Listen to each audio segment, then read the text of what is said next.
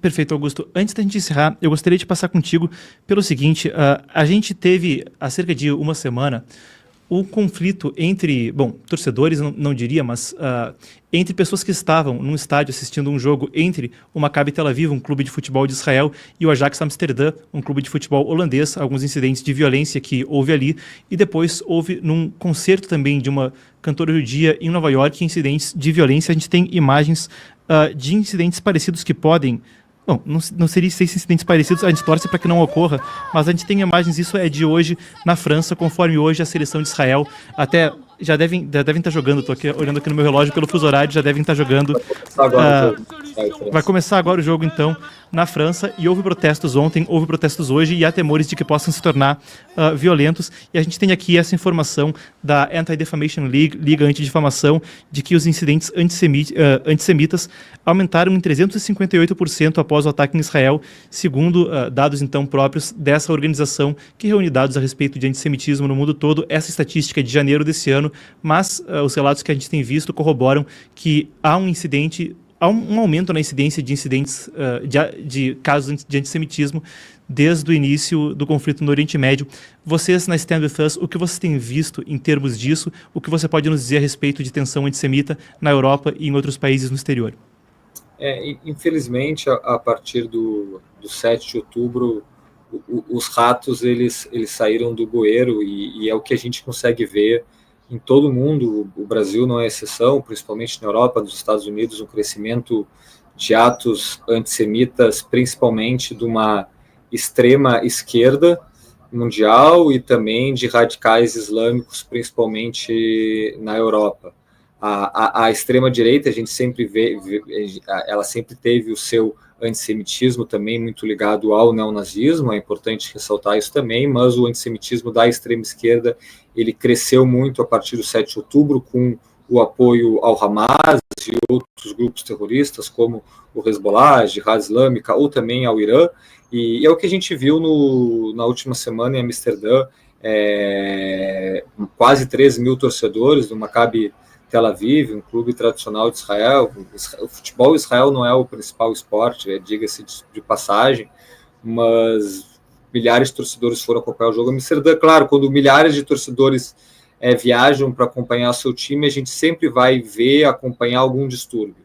De qualquer time, de qualquer lugar do mundo, a gente vai ver isso. Eu já viajei para acompanhar meu time, o Grêmio, ou como qualquer outra questão.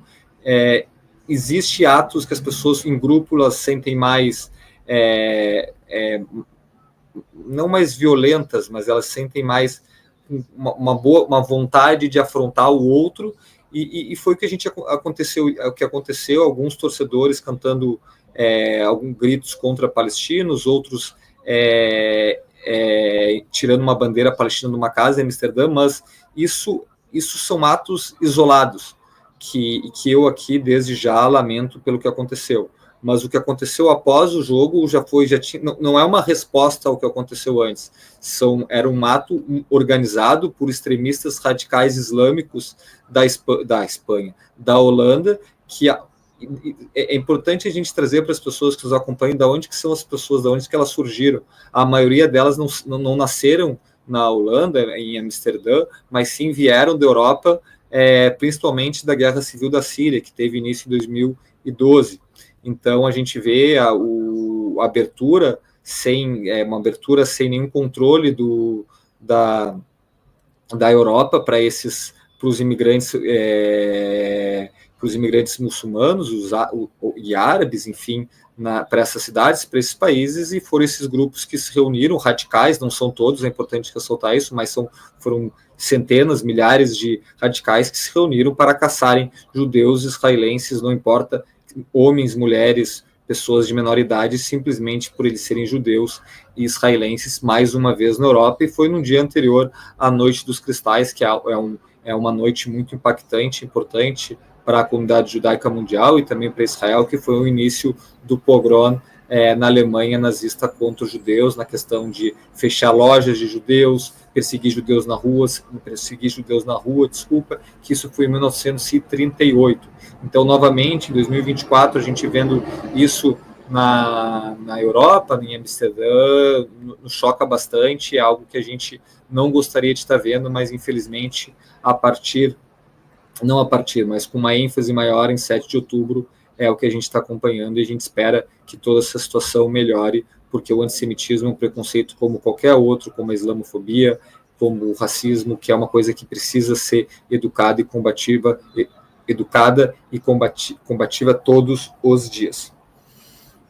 Bom, perfeito. Muito obrigado pelo seu tempo, Augusto. Um prazer te receber. Peço perdão se eu sorri, apesar da seriedade da pauta, quando você falou de acompanhar seu time, mas é que eu também também sou gremista, também sou de Porto Alegre, então eu acho que é importante trazer esse comportamento das torcidas quando elas claro, fazem uma viagem nacional, internacional, eles se juntam, fazem cânticos, mas não que representa o que eles pensam, eles só estão em grupo